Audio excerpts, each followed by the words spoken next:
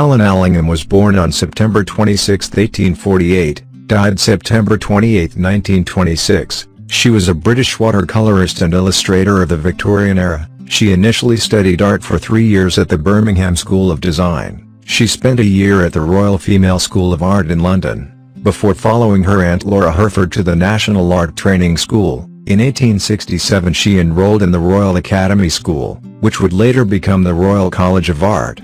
She painted for children's and adult books, as well as for periodicals, including the graphic newspaper. One highlight was her commission to provide 12 illustrations for the 1874 serialization of Thomas Hardy's novel Far from the Madding Crowd in Cornhill magazine.